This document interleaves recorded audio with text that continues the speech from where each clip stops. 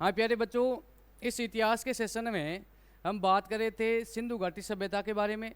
सिंधु घाटी सभ्यता की ये दूसरी क्लास है। यदि आप नए हो तो एक बार यूट्यूब पे वो क्लास है, अलग से इतिहास की प्लेलिस्ट बना दी गई है, तो आप उसको एक बार ज़रूर देखना, तब जाके ये क्लास आपको समझ में आ जाएगी। जितने भी वनडे एग्ज़ाम हैं, जितने भी वनडे एग्ज़ाम भारत के, उन सभी एग्ज़ामों के लिए ये क्लास अति महत्वपूर्ण है। बच्चों, पिछली क्लास में हमने सिंधु घाटी सभ्यता के सामान्य परिचय के बारे में बात की। पहले तो हमने बात की थी सिंधु घाटी सभ्यता का विस्तार के बारे में बात की। विस्तार कुल 3 देशों में है, और बच्चों ध्यान रखना 3 देश कौन से हैं? भारत, पाकिस्तान और अफगानिस्तान। सिंधु सभ्यता का विस्तार कुल 3 देशों में है। बच्चों ध्यान रखना, भारत, पाकिस्तान और अफगानिस्तान। बच्चों ध्यान रखना, सिंधु सभ्यता का विस्तार कुल 13 लाख वर्ग किलोमीटर में, लगभग 13 लाख वर्ग किलोमीटर में। बच्चों ध्यान रखना, वर्ग किलोमीटर में। ठीक है बच्चों, सिंधु सभ्यता का विस्तार त्रिभुजाकार आकृति में है। कौन सी आकृति में है? त्रिभुजाकार आकृति में है। बच्चों बात करें सिंधु सभ्यता का सबसे उत्तरी बिंदु है मांडा। कौन सा है? मांडा, जो जम्मू कश्मीर में है। बच्चों ध्यान रखना, पूर्वी बिंदु है आलमगीरपुर यूपी में। बच्चों ध्यान रखना, पश्चिमी बिंदु बच्चों ध्यान रखना सुतकांगेडोर, जो बच्चों ध्यान रखना वर्तमान में पाकिस्तान में है। और बच्चों ध्यान रखना, सबसे दक्षिणी बिंदु है देमाबाद। बच्चों ध्यान रखना, जो कहाँ पे है? महाराष्ट्र में। ठीक है बच्चों, उसके बाद में हमने बात की थी सिंधु सभ्यता की खोज। ठीक है ना भाई। विस्तार में भी हमने बात की थी बच्चों ध्यान रखना क्षेत्रफल के बारे में। सर्वाधिक क्षेत्रफल किस देश में है बच्चों? क्षेत्रफल सिंधु सभ्यता का सर्वाधिक है पाकिस्तान में। और बच्चों ध्यान रखना, उसके बाद में बात करें तो 2 नंबर पे भारत और 3 नंबर पे है अफगानिस्तान। सबसे कम क्षेत्रफल किस में है बच्चों? अफगानिस्तान में। किस देश में है? अफगानिस्तान देश में। और बच्चों ध्यान रखना, सिंधु सभ्यता का सर्वाधिक क्षेत्रफल पाकिस्तान में। और बच्चों ध्यान रखना, सिंधु सभ्यता के सर्वाधिक स्थल आपसे पूछ ले तो स्थल किस देश में? बच्चों ध्यान रखना, भारत में। सबसे कम स्थल, सबसे कम क्षेत्रफल किस देश में है? अफगानिस्तान में। ठीक है बच्चों, उसके बाद में हमने बात की थी सिंधु सभ्यता की खोज। सिंधु सभ्यता की खोज किसके बारे में खोज की बात की है? सिंधु सभ्यता की खोज। बच्चों इसमें ध्यान रखना, एक हमने बात की थी 1826 में सिंधु सभ्यता में स्थल है हड़प्पा। हड़प्पा की खोज बच्चों ध्यान रखना किसने की है? चार्ल्स मैनसन, एक अंग्रेज अधिकारी था, जिन्होंने भाई ये बता दिया था कि यहाँ पर एक कोई प्राचीन सभ्यता या कोई एक टीला है। उसके बाद में बच्चों एक अंग्रेज अधिकारी थे जिनका नाम था कनिंघम, है ना? कनिंघम। बच्चों ध्यान रखना, कनिंघम ने 1856 में बच्चों ध्यान रखना हड़प्पा स्थल का सर्वेक्षण किया था। क्या किया था? हड़प्पा स्थल का सर्वेक्षण। और बच्चों ध्यान रखना, कनिंघम ने ही बच्चों ध्यान रखना 1861 में कलकत्ता में बच्चों ध्यान रखना भारतीय पुरातत्व विभाग की क्या की थी? स्थापना की थी। ठीक है ना। उसके बाद में बच्चों बात करें भाई, जो ये कनिंघम है समझना, है ना, मैं बता देता हूँ। कनिंघम बच्चों ध्यान रखना हड़प्पा स्थल के 2 बार सर्वेक्षण कर चुके। वैसे देखा जाए तो 3 बार ये हड़प्पा स्थल पे गया था। पहली बार तो 1853 में बच्चों ध्यान रखना, उसके बाद में 56 में, और कुछ इतिहासकार बता रहे हैं कि 57-58 में। तो ये फिक्स प्रमाणिक नहीं है। ठीक है ना, बस इतना याद रख लेना कि हड़प्पा स्थल का सर्वेक्षण किसने किया है? कनिंघम ने किया। सन इतने इंपॉर्टेंट नहीं है प्राचीन भारत के इतिहास में, कोई प्रमाणिक सन नहीं है। ठीक है ना, तो इसमें घबराने की आवश्यकता नहीं है, सर ये हो गया, सर वो हो गया। ठीक है, इतनी बात याद रख लेना। प्रश्न क्या पूछा जाएगा कि हड़प्पा स्थल का सर्वेक्षण किसने किया है? कनिंघम ने किया है। बहुत बच्चों ध्यान रखना, ये सन सबसे महत्वपूर्ण है। 1861 में भारतीय पुरातत्व विभाग की स्थापना किसने की है? कनिंघम ने की है। स्थान है कलकत्ता। और बच्चों वर्तमान में आपसे पूछ ले कि भारतीय पुरातत्व विभाग का मुख्यालय कहाँ पे है? दिल्ली में। ठीक है बच्चों, उसके बाद में एक बार अंग्रेजों ने जो ये भारतीय पुरातत्व विभाग है इसको क्या कर दिया था? बैन कर दिया था, बंद कर दिया था। इन्होंने ये हवाला दिया था कि भाई इतने हमारे पास में पैसे नहीं है कि हम इस पुरातत्व विभाग को चला सके। ठीक है बच्चों, उसके बाद में बात करें तो एक बार इस भारतीय पुरातत्व विभाग को बंद कर दिया था, बैन कर दिया था अंग्रेजों ने। फिर बच्चों ध्यान रखना 1904 में जॉन मार्शल निर्देशक बनते हैं भारतीय पुरातत्व विभाग के। और बच्चों ध्यान रखना उसके बाद में 1921 में हड़प्पा स्थल या सिंधु सभ्यता का पहला स्थल कौन सा है? हड़प्पा। कौन सा स्थल है? हड़प्पा स्थल खोजा गया। सिंधु सभ्यता का पहला स्थल कौन सा खोजा गया है? हड़प्पा, जो बच्चों ध्यान रखना रावी नदी के किनारे वर्तमान में पाकिस्तान में है। और इसकी खोज किसने की है? दयाराम साहनी ने। दयाराम साहनी ने, ठीक है ना बच्चों, दयाराम साहनी ने हड़प्पा की क्या की थी? खोज की थी। ठीक है बच्चों, इसीलिए इस सभ्यता का नाम क्या रखा गया? इस सभ्यता का नाम रखा गया हड़प्पा सभ्यता रखा गया। उसके बाद में बच्चों बात करें, उसके बाद में हम पिछली क्लास में हमने हेडिंग डाली थी सिंधु सभ्यता की लिपि, ठीक है ना, सिंधु सभ्यता की लिपि। लेकिन बच्चों दो कुछ लाइनें इंपोर्टेंट लाइनें, इसको लिख देना बच्चों, लिख देना बच्चों। सिंधु सभ्यता का सबसे प्राचीनतम नगर कौन सा है? ये प्रश्न पूछा जा सकता है। बच्चों ध्यान रखना सबसे प्राचीनतम नगर है भिड़डाना। भिड़डाना जो वर्तमान में कहाँ पे है? हरियाणा। और हरियाणा बच्चों कहाँ है? राजस्थान, हमारे भारत में। ठीक है बच्चों, इसकी खोज कब की गई है? भिड़डाना की खोज की गई है 2014 में। और बच्चों ध्यान रखना ये लगभग बच्चों ध्यान रखना 7500 साल पुराना स्थल है। और बच्चों आपसे पूछ ले कि सिंधु सभ्यता का सबसे बड़ा नगर कौन सा है? राखीगढ़ी। और राखीगढ़ी भी बच्चों ध्यान रखना वर्तमान में कहाँ है? राखीगढ़ी वर्तमान में कहाँ पे है? हरियाणा। कहाँ पे है? हरियाणा। और बच्चों ध्यान रखना हरियाणा कहाँ पे है? भारत में। कहाँ पर है? भारत में। बच्चों आपसे पूछ ले सिंधु सभ्यता का प्रथम स्थल कौन सा खोजा गया? प्रथम स्थल, तो बच्चों ध्यान रखना प्रथम स्थल है कौन सा खोजा गया है? हड़प्पा, है ना। ये 2-3-4 बातें याद रखोगे। 1921 में इसकी खोज की गई है। बच्चों ध्यान रखना क्षेत्रफल हो गया है। उसके बाद में बच्चों बात करें सिंधु सभ्यता में समाज मात्र सत्तात्मक था। क्या था? मात्र सत्तात्मक। ठीक है भाई, इसको लिख लो। सबसे प्राचीनतम नगर कौन सा है? भिड़डाना। और भिड़डाना कहाँ पे है? हरियाणा में। और बच्चों सबसे बड़ा नगर कौन सा है? बच्चों सबसे बड़ा नगर है राखीगढ़ी। ठीक है, और कल की क्लास में जो टॉपिक हम पढ़ रहे हैं तो अंतिम में उनके बारे में 10 या 15 क्या करेंगे? प्रश्न भी हल करेंगे। ठीक है ना। अब बच्चों ध्यान रखना, लिखो भाई, थोड़ी सी स्पीड रखो ना, ऐसे तो आप टाइम लगाओगे तो एक स्लाइड ही लिख पाओगे। ठीक है ना। अरे भाई इसमें पूरी लाइन लिखने की आवश्यकता नहीं है। सिंधु सभ्यता का प्राचीनतम नगर भिड़डाना, है ना, सबसे बड़ा राखीगढ़ी, है ना। पूरी लाइन ऐसे क्यों लिख रहे हो? किताब की भाषा। ठीक है, अब नेक्स्ट बात कर रहे थे सिंधु सभ्यता की लिपि। किसके बारे में बात कर रहे थे? लिपि। और बच्चों लिपि का मतलब क्या है? लिखने की कला। लिपि का मतलब क्या है? लिखने की कला। बच्चों जो अपने भाव लिख रहे हैं उसे कहते हैं लिपि। भाई किसी नोटबुक में या किसी वाइट पेज में जो आप लिख रहे हो उसे कहते हैं लिपि। ठीक है बच्चों, अभी आपकी लिपि क्या है? देवनागरी। जो हिंदी में लिख रहे हैं उसकी लिपि क्या है? देवनागरी। तो बच्चों ध्यान रखना आपसे पूछ ले कि सिंधु सभ्यता की लिपि, बच्चों ध्यान रखना इसे कहते हैं भाव चित्रात्मक। इसे क्या कहा जाता है? भाव चित्रात्मक लिपि। बच्चों ध्यान रखना सिंधु सभ्यता के लिपि के अन्य नाम भाव चित्रात्मक लिपि, इसे कहते हैं सैंधव लिपि। इसे क्या कहा जाता है? इसे सैंधव लिपि भी कहा जाता है। सैंधव लिपि। ठीक है ना बच्चों, इसे सैंधव लिपि भी कहा जाता है। बच्चों ध्यान रखना इसे हड़प्पा लिपि, इसे हड़प्पा लिपि भी कहा जाता है। ठीक है बच्चों। बच्चों ध्यान रखना इसे सर्पिलाकार लिपि भी कहा जाता है। इसे सर्पिलाकार है लिपि। ठीक है ना बच्चों, इसे सर्पिलाकार लिपि। और बच्चों इसका एक नाम और लिख देना 5 नंबर, इसे कहते हैं गोमूत्री लिपि।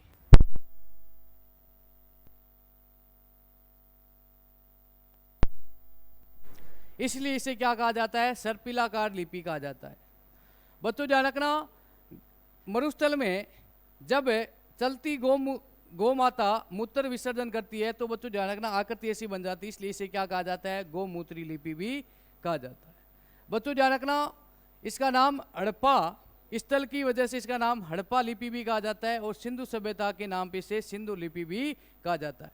बच्चों भाव चित्रात्मक लिपि इसे क्यों कहा जाता है, क्योंकि अभी तक इसको किसी ने पढ़ा नहीं है, और इसकी जो भावना है ना, जो इनकी भाव है, इन भावों को अभी तक समझा गया है, ठीक है ना, और इसके आधार पर ही हम सिंधु सभ्यता के इतिहास के बारे में बता रहे हैं। बच्चों ध्यान रखना समझना। अब बच्चों ध्यान रखना इसमें सर्वाधिक है जो ये लिपि है, इसमें सर्वाधिक चित्र किसके हैं, आपसे पूछ ले कि सिंधु लिपि में सर्वाधिक चित्र किसके हैं। बच्चों ध्यान रखना चित्र किसके हैं बच्चों, मछली के।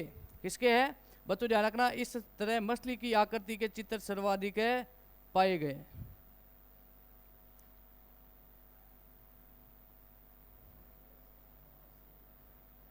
ठीक है,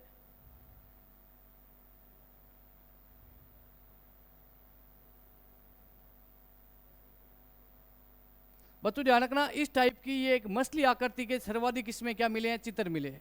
ठीक है बच्चों, और बच्चों ध्यान रखना इसमें अक्षर अक्षर बच्चों ध्यान रखना सर्वाधिक इसमें मिले हैं यू, और वी आकृति के क्या मिले हैं, इसमें अक्षर है मिले। ध्यान रखना चित्र किसके सर्वाधिक है, लिपि में सर्वाधिक चित्र किसके हैं, मछली के। और बच्चों इसमें अक्षर पूछ ले आपसे तो यू और वी अक्षर के क्या मिले हैं बच्चों, ध्यान रखना इसमें अक्षर मिले हैं। ठीक है बच्चों, अब बच्चों उसके बाद में बात करें बच्चों उसके बाद में तो सिंधु सभ्यता के लोग बच्चों ध्यान रखना पशुपति मातर देवी। बच्चों ध्यान रखना एक हड़प्पा से एक नारी की मूर्ति मिली है। बच्चों मेरे पास में फोटो भी होगा, मैं आपको बताता हूँ। हड़प्पा से एक नारी की मूर्ति मिली है। बच्चों ध्यान रखना ये तो है पशुपतिनाथ जिसे भगवान शिव माना गया है। और बच्चों ध्यान रखना फोटो नहीं है मेरे पास में, ये तो मोहनजोदड़ो की है ना। ये एक मोहनजोदड़ो से कांसे की एक नग्न नारी की मूर्ति मिल रही है जो क्या कर रही है, एक नृत्य कर रही है। ठीक है, लेकिन बच्चों एक ध्यान रखना एक ऐसी आकृति में एक मूर्ति मिली है इस महिला के। बच्चों ध्यान रखना महिला के गर्भ से ध्यान रखना बच्चों यहाँ से एक वृक्ष निकला हुआ है। क्या निकला हुआ है, वृक्ष निकला हुआ है, पौधा निकला हुआ है, इसलिए इसे उर्वरा देवी क्या कहा जाता है, इसे उर्वरा देवी कहा गया है। बच्चों ध्यान रखना तो आपसे पूछ ले कि सिंधु लोग सर्वाधिक पूजा किसके करते थे, बच्चों आपसे ये भी पूछा जा सकता है। ठीक है ना, तो इसमें लिखना बच्चों सिंधु सभ्यता के लोग बच्चों ध्यान रखना पूजा किसकी करते थे, पशुपति या मातर देवी। बच्चों मातर देवी को ही कहा जाता है उर्वरा देवी, इसे ही कहा जाता है, इसे ही कहा गया बच्चों धरती माता या पृथ्वी देवी। इसे धरती माता या इसे पृथ्वी देवी भी कहा गया है।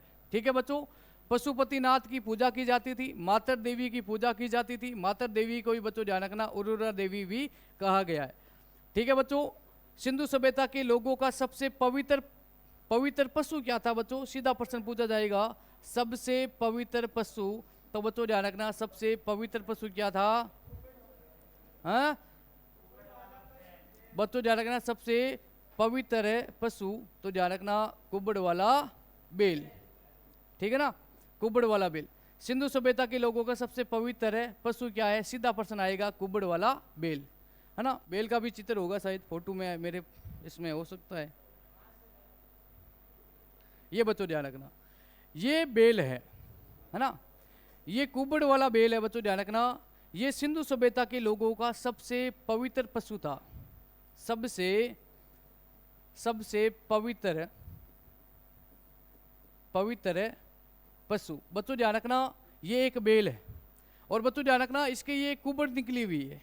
ठीक है ना, ये एक कुबड़ निकली हुई है, और ये सिंधु सभ्यता का सबसे पवित्र पशु है, ध्यान रखना। ठीक है, ये एक बेल है, और बच्चों ध्यान रखना इस बेल की एक क्या निकली हुई है, कुबड़ निकली हुई है, ये देखो आपके सामने। ठीक है बच्चों, और ये सींग है। ठीक है ना, और इस बेल को ध्यान रखना सबसे पवित्र माना गया है। ठीक है ना, तो आपसे पूछ ले कि सिंधु सभ्यता में पूजा किसकी की जाती थी, पूजा बच्चों ध्यान रखना पशुपति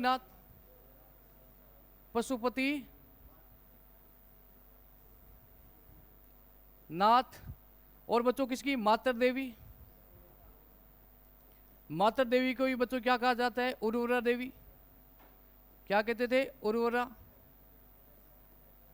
देवी, ठीक है ना बच्चों। इसे ही धरती माता, इसे ही पृथ्वी देवी कहा गया है, ठीक है बच्चों।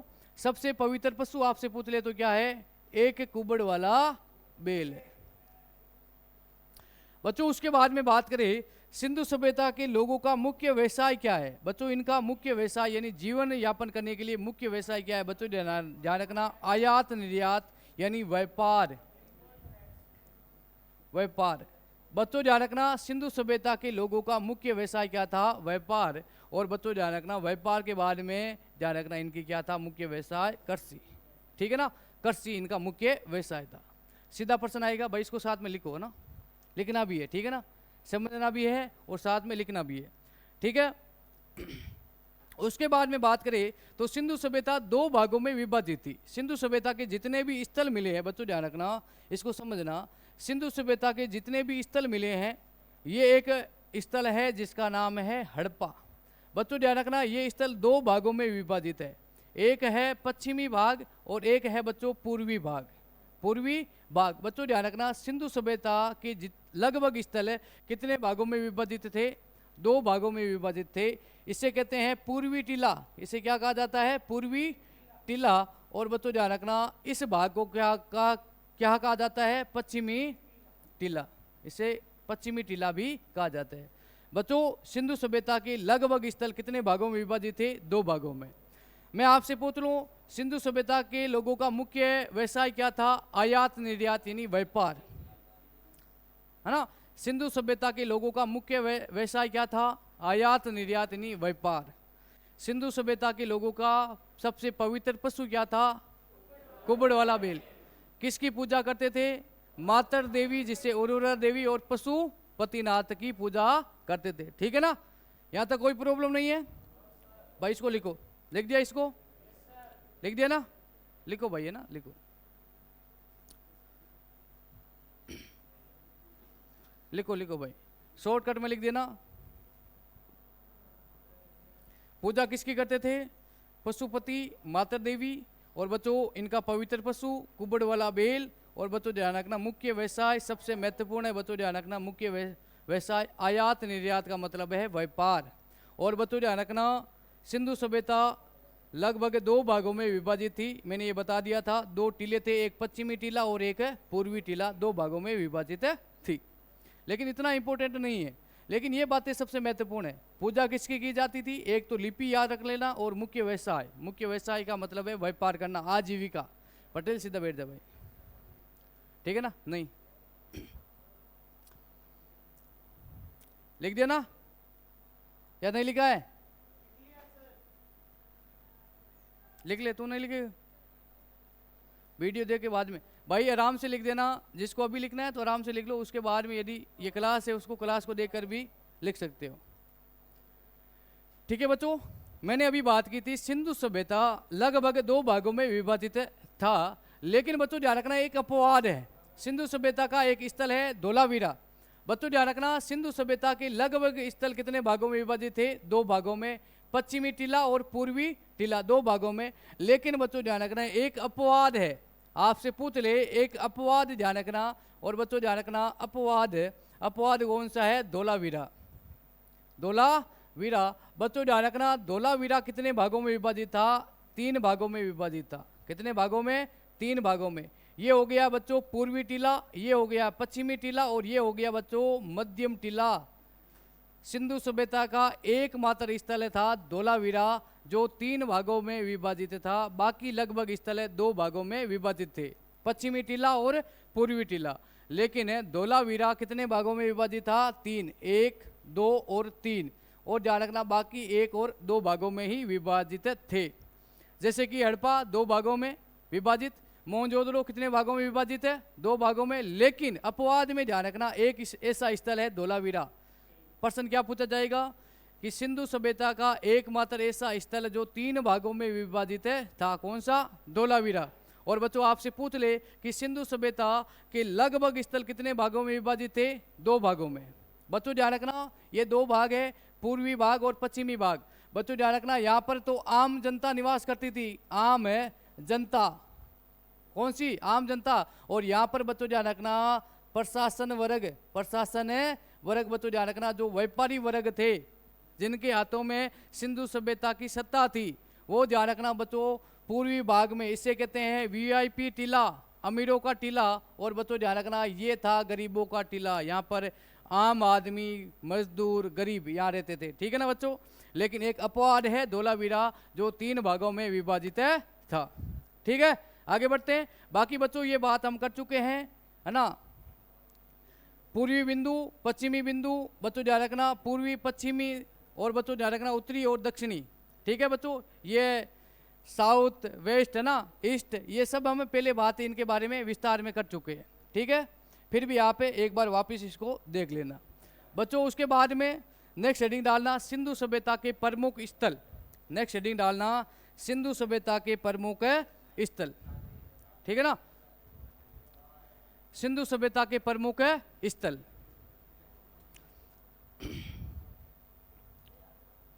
सिंधु सभ्यता के प्रमुख स्थल, प्रमुख स्थल। ठीक है ना बच्चों। अभी तक ध्यान रखना बच्चों, स्थलों के बारे में बात करें तो सिंधु सभ्यता के बच्चों ध्यान रखना लगभग 1900 प्लस स्थल खोजे गए। 1900 प्लस स्थल खोजे गए, और बच्चों ध्यान रखना आज भी खोज जारी है, आज भी खोज जारी है। और बच्चों ध्यान रखना सिंधु सभ्यता के जो सर्वाधिक स्थल है, बच्चों ध्यान रखना सर्वाधिक स्थल है, इसके बारे में हम पहले बात कर चुके हैं। सर्वाधिक स्थल है भारत में। कहाँ पे है? भारत में। और भारत में ही बच्चों ध्यान रखना गुजरात में, गुजरात राज्य में सर्वाधिक स्थल स्थित है। बच्चों ध्यान रखना सबसे कम स्थल है सिंधु सभ्यता के अफगानिस्तान में, और अफगानिस्तान में बच्चों ध्यान रखना मात्र 2 स्थल ही पाए जाते हैं। ठीक है ना। अब बच्चों ध्यान रखना हम सभी स्थलों के बारे में बात नहीं करेंगे, लगभग 12 और 13 स्थलों के बारे में बात करेंगे। बच्चों ध्यान रखना स्थलों में ज़्यादा डीप से नहीं पढ़ेंगे। एक तो बच्चों ध्यान रखना स्थल की वर्तमान में स्थिति। प्रश्न किस टाइप से आएगा बच्चों ध्यान रखना, प्रश्न क्या पूछा जाएगा स्थल से, ध्यान रखना स्थल का मतलब है स्थान, है ना, मतलब है सिंधु सभ्यता के नगरों के बारे में बात करेंगे, नगरों के बारे में बात करेंगे। तो बच्चों ध्यान रखना एक तो स्थल वर्तमान में उसकी स्थिति, बच्चों ध्यान रखना आपको याद होनी चाहिए।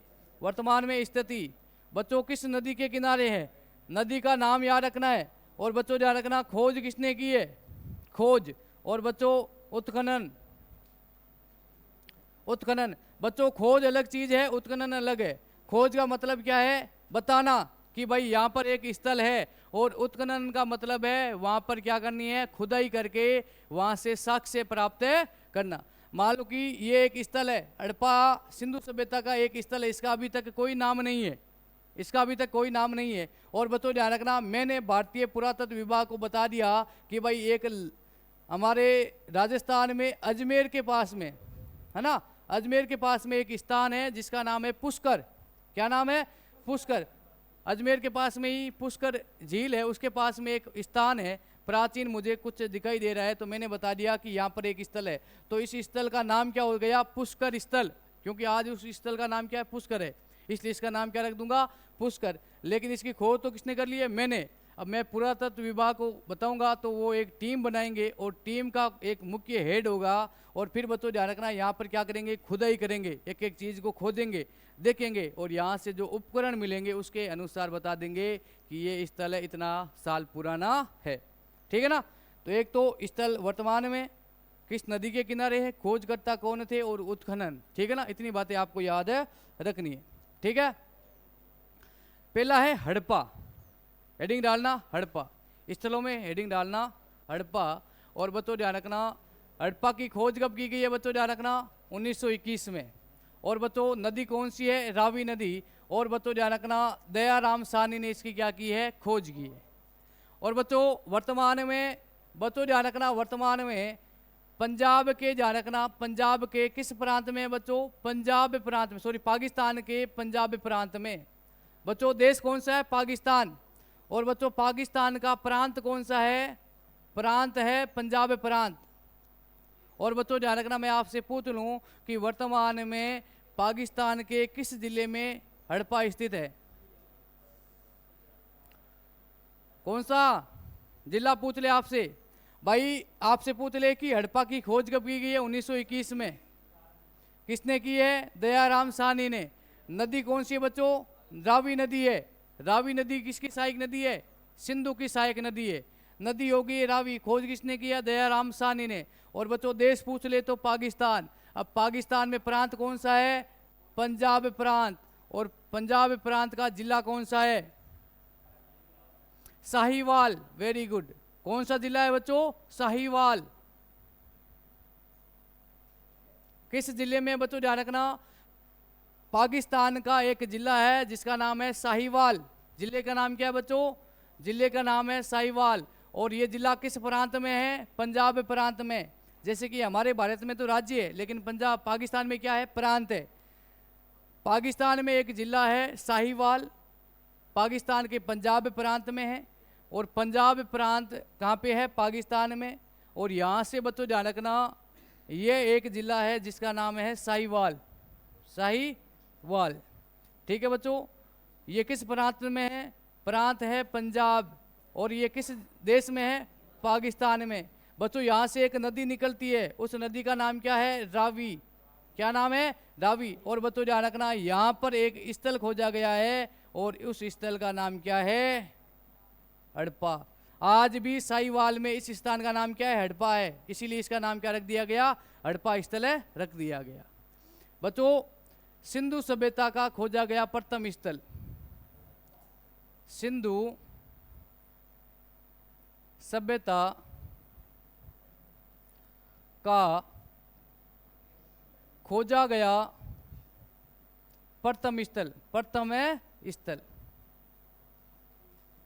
ठीक है ना? प्रथम है स्थल। ठीक है बच्चों। बच्चों आज इस क्लास को यहीं करते हैं विराम, यहीं करते हैं समाप्त।